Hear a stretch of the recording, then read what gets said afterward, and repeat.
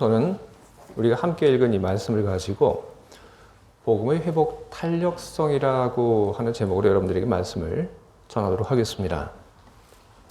여러분, 후쿠시마 원전 사고가 언제 있었는지 여러분 기억하십니까? 꽤 오래됐죠? 벌써 한 12년 전에 이 후쿠시마 원전 사고가 발생을 했습니다. 원전 사고 이후에 우리는 계속해서 이 후쿠시마 원전에 대한 관심을 우리는 갖고 있습니다. 우리가 그렇게 관심을 갖고 있는 그 주된 이유가 바로 이 원전에서 나오는 오염수 때문에 우리가 여기에 대해서 많은 관심을 갖고 있습니다. 얼마 전 일본에서 오염수 방류를 한다는 그런 이야기를 우리들이 접하면서 우리들은 후쿠시마 원전 사고에 대해서 우리는 다시 한번 주목을 우리는 했고, 우리는 지금도 우리는 후쿠시마 원전에 대한 계속된 그런 관심을 가지고 우리는 지켜보고 있습니다. 그런데 여러분, 우리가 후쿠시마 원전 사고를 보면서 그 원전 사고로 인한 방사능 문제, 그리고 계속해서 흘러나오는 만들어지는 오염수, 우리가 그런데 많은 관심을 가지고 우리가 지켜보고 있는데, 그런데 우리 그런 관심 그 뒤에 묻혀진 것이 있습니다. 바로 후쿠시마 원전 사고로 인해서 트라우마에 시달리고 있는 사람들입니다. 원전 사고가 생긴 지 12년이나 지났습니다.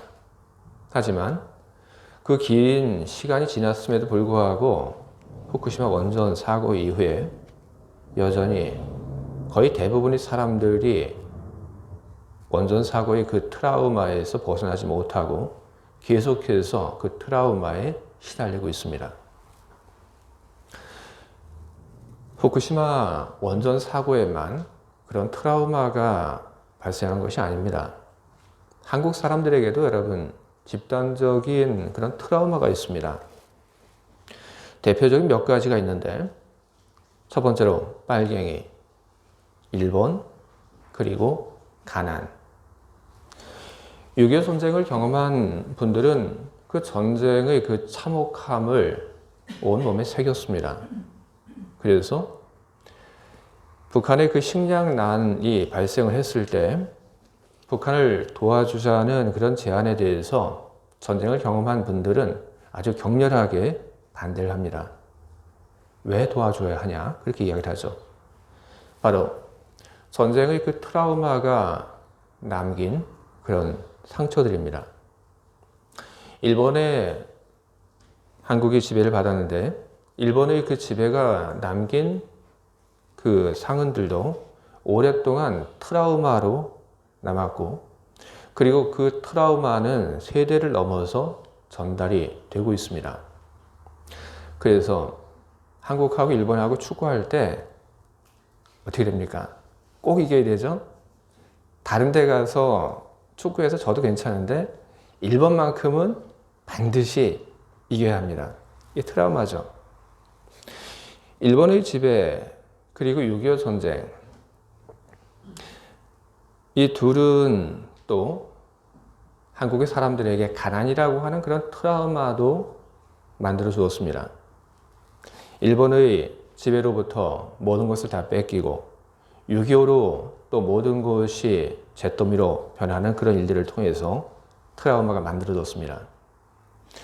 그런데 이 트라우마가 또 IMF라고 하는 사건을 통해서 더욱 우리 가운데 고착화가 되었습니다. 가난의 그 트라우마라고 하는 것은 우리의 삶의 지향점에 영향을 끼칩니다. 가난의 트라우마라고 하는 것은 우리로 하여금 돈에 대한 그런 집착을 하게 만듭니다.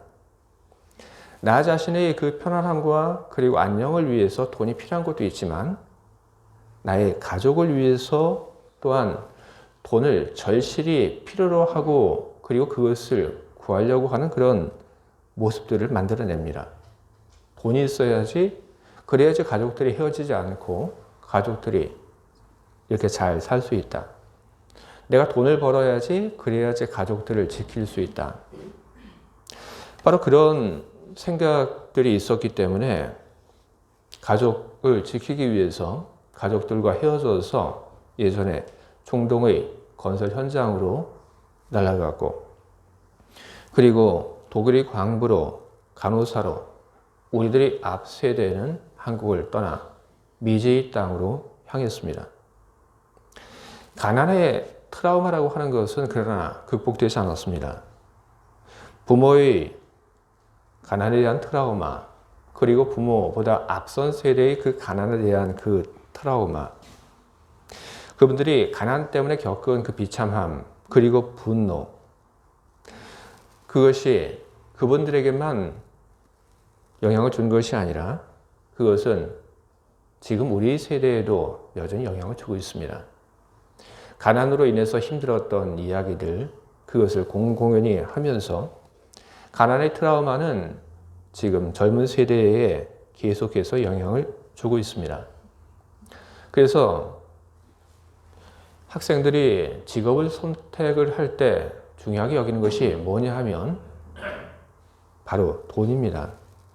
돈을 안정적으로 벌 수 있는 그런 직업, 바로 그것을 아주 중요하게 생각을 합니다. 요즘 한국에 이제 대학 입시 시험이 끝이 났는데 보면 서울대 의대를 가겠다고 하는 이야기들이 참 많이 들립니다. 좋은 점수를 받은 사람들이 서울대, 그리고 의대, 의대를 못 가면 치대, 치대를 못 가게 되면 하다못해 한의대라도 가겠다, 그렇게 이야기를 합니다. 거기에 적성이 있어서, 거기에 소명이 있어서 그런 것이 아니라 돈을 벌기 위해서 거기에 가겠다고 이렇게 이야기를 하는 것이죠. 그리고 부모님들 역시 마찬가지입니다. 그걸 권하죠. 너 의대 가라, 너 치대 가라, 그렇게 이야기를 합니다. 모두 돈에 대한 트라우마, 그것이 만들어낸 현상인 것입니다. 우리는 이런 트라우마를 가지고 우리는 살고 있습니다. 이런 트라우마로부터 우리는 과연 벗어날 수 있고, 그리고 우리는 과연 회복될 수 있을까요? 가능합니다. 우리 인간의 트라우마, 그것은 회복될 수 있습니다.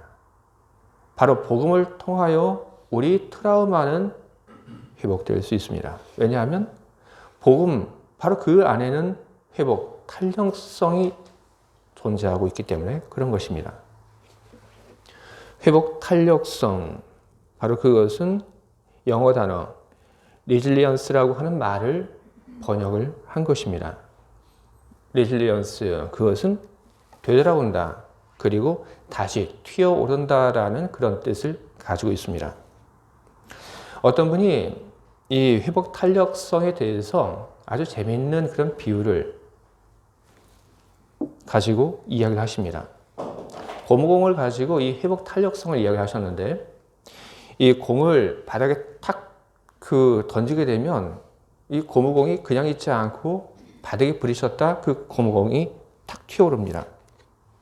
바로 이 공이 바닥에서 다시 튀어오르는 것과 같은 것, 바로 그 현상, 그 모습이 회복 탄력성이다, 그렇게 설명을 하십니다. 저는 참 좋은 그런 비유라고 저는 생각을 했습니다. 바닥을 딛고 다시 튀어오르는 그 공처럼 우리가 바닥에, 아니면 어떤 역경에 부딪혔지만 그 역경에 머물리지 않고 그 역경으로부터 우리가 다시 원래 위치로 돌아가기 위해서 우리가 튀어오르는 것, 회복되는 것, 탄력성을 가지고 있는 것, 바로 그것이 우리 삶 속에서 등장을 하는, 나타나는 회복 탄력성입니다. 신학자인 데이비드 M. 카라고 하는 분은 이 회복 탄력성이라고 하는 바로 이 시각을 가지고 성경을 보고, 그리고 당신이 경험한 그 성경의 이야기를 책으로 써서 출간을 하셨습니다.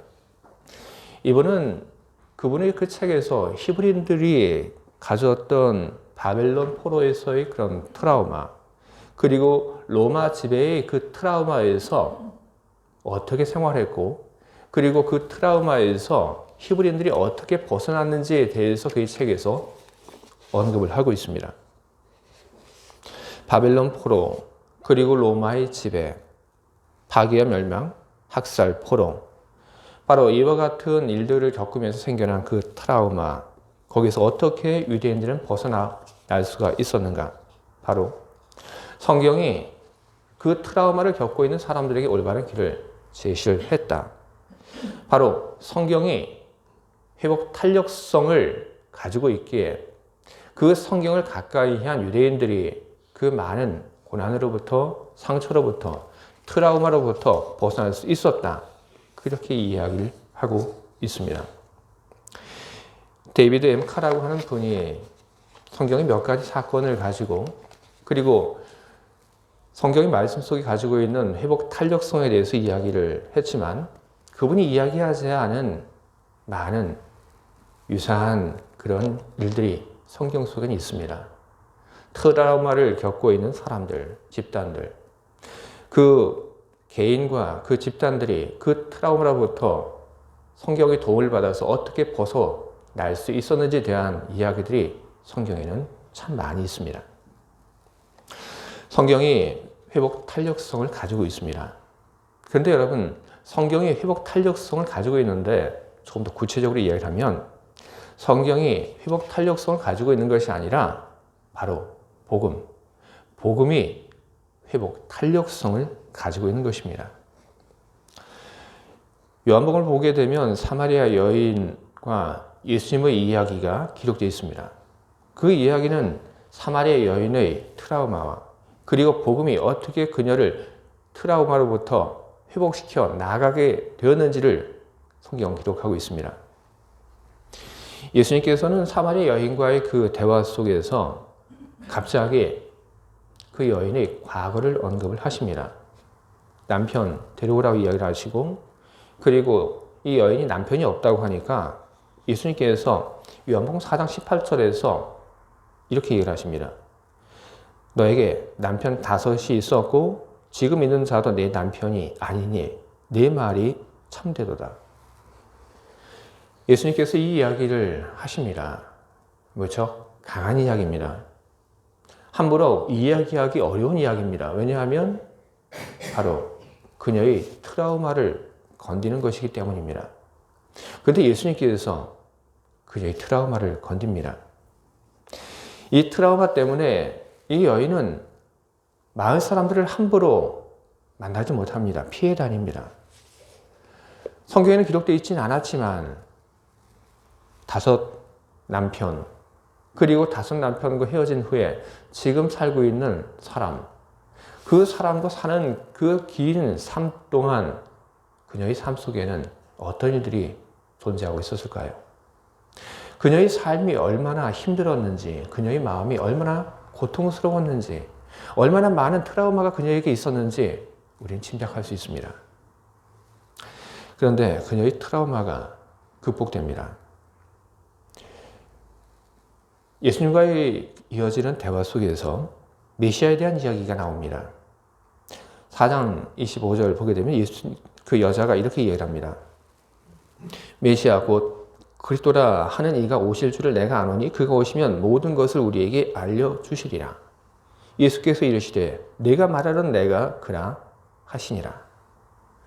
예수님께서 그렇게 이야기를 하셨습니다. 그러고 났더니 사마리아 여인이 그 대답을 듣고 난 다음에 반응이 아주 놀랍게 바뀝니다. 이 여인은 마을로 돌아갑니다. 그리고 마을로 돌아가서 집에서 잠잠히 있는 사람들을 불러내고 그리고 마을 사람들에게 이야기를 합니다. 내가 메시아를 만났다. 바로 이것이 그녀가 가지고 있던 그 트라우마가 극복해 되어가는 그런 과정을 그리고 있는 것입니다. 메시아의 그 만남이 바로 그녀의 그 트라우마를 조금씩 극복하도록 만들고 있는 것입니다. 우리는 사마리아 여인의 그 이야기 속에서 트라우마라고 하는 것이 집단적인 것도 있지만 개인적인 것도 있다 하는 것을 우리는 봅니다. 우리는 크고 작지만 어쩌면 우리 모두는 다 트라우마를 우리는 가지고 살고 있습니다. 저에게도 트라우마가 있습니다. 저에게 트라우마가 있는데 어떤 트라우마가 있냐면 저는 아버지에 대한 트라우마가 있습니다. 무서운 아버지에 대한 트라우마가 저에게는 깊이 있습니다. 저희 아버지가 저를 어릴 때 혼을 많이 내셨습니다. 큰 소리로. 그래서 저는 누가 저에게 큰 소리로 이렇게 이야기하게 되면 어릴 때 저는 깜짝깜짝 놀래고 저는 가슴이 쿵쿵쿵 뛰었습니다. 그리고 아버지가 집에 없을 때 저는 참 행복했는데 아버지가 저녁 퇴근을 하시게 되면 그러면 그때부터 저는 긴장이 됐어요. 저녁 때가 되잖아요.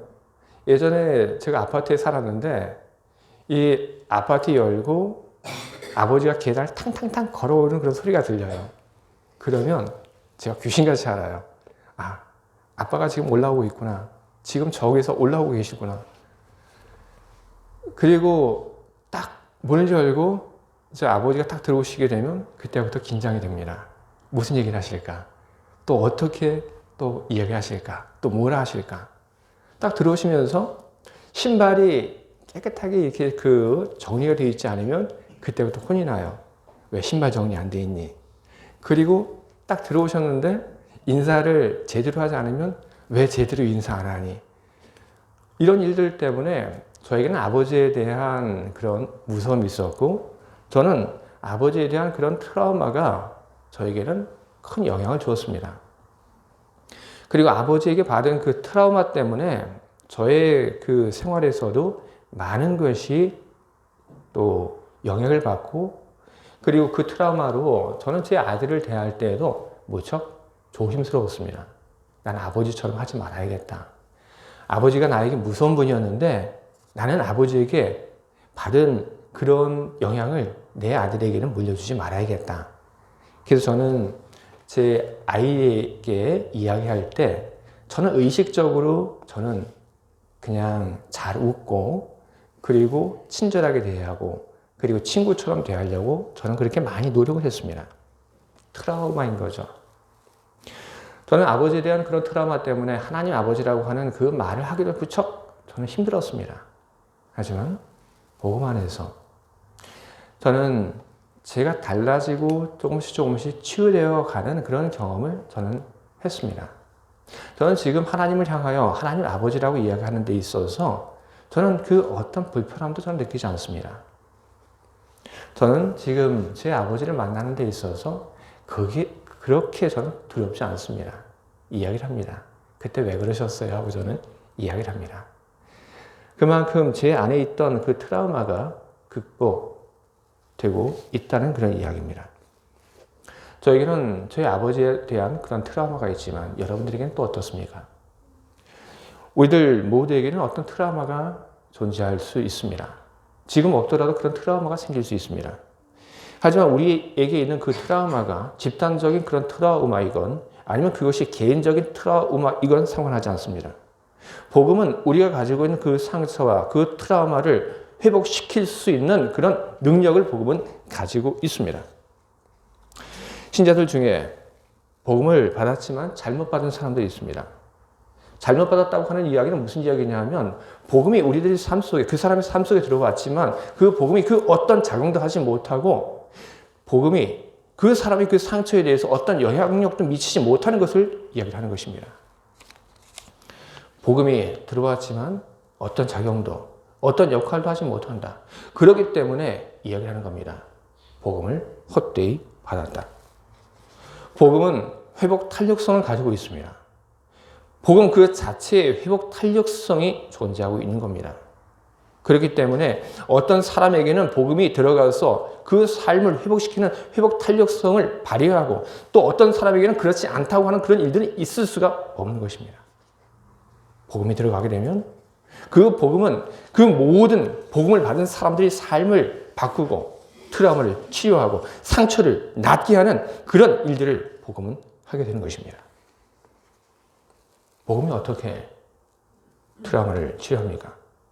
바로 복음에는 하나님의 은혜가 있기 때문에 그런 것입니다. 사마리아 여인에게 그가 만난 예수는 처음에 전혀 은혜가 되지 않았습니다. 복음이 아니었습니다.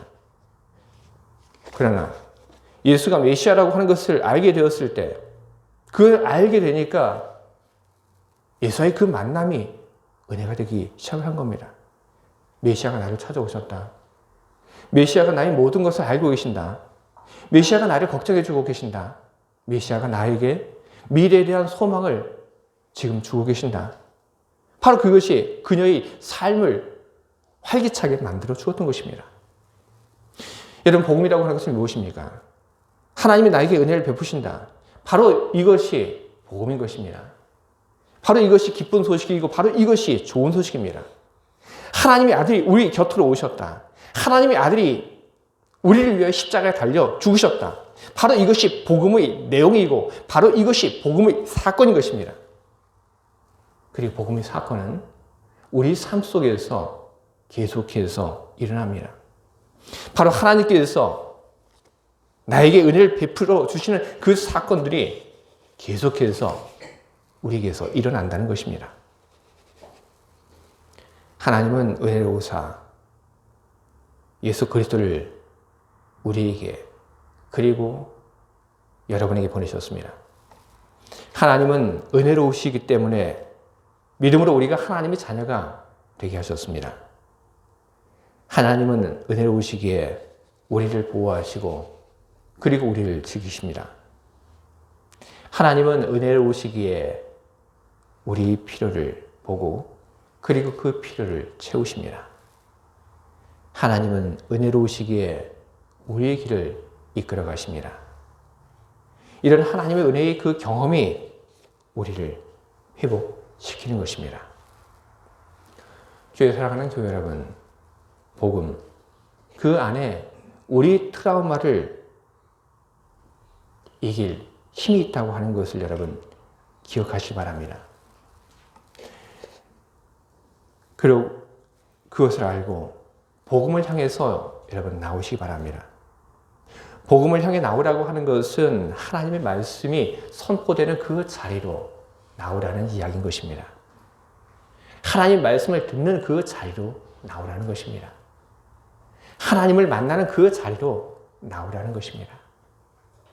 복음의 자리는 바로 또한 은혜의 자리입니다. 은혜의 자리는 바로 우리가 결단하는 바로 그런 자리인 것입니다. 예수의 오심 앞에 내가 예수를 믿기로 결단할 때, 내가 하나님의 아들인 것으로 믿기로 결단할 때, 그가 나의 주님이라고 하는 것을 믿기로 결단할 때, 그때 우리의 삶은 은혜가 넘치게 되는 것입니다. 주님의 은혜가 그리고 복음이 가지고 있는 회복 탄력성이 우리 삶을 회복시킬 것입니다. 여러분 그것을 믿고 주님의 복음 앞에 여러분 가까이 나오시고 그리고 복음이 여러분의 삶을 치유하고 그 복음이 여러분의 삶을 이끌어 가도록 그 복음 앞에서 결단하고 그 복음의 힘에 이끌려 살아가시는 여러분 모두가 다 되시기를 주님의 이름으로 축원을 드립니다. 아멘. 이제 우리 함께 나눈 말씀을 가지고 우리 통성으로 우리 함께 기도하도록 하겠습니다. 기도하시겠습니다. 사랑과 은혜가 많으신 하나님 아버지, 오늘도 우리들에게 주의 말씀을 들려주시니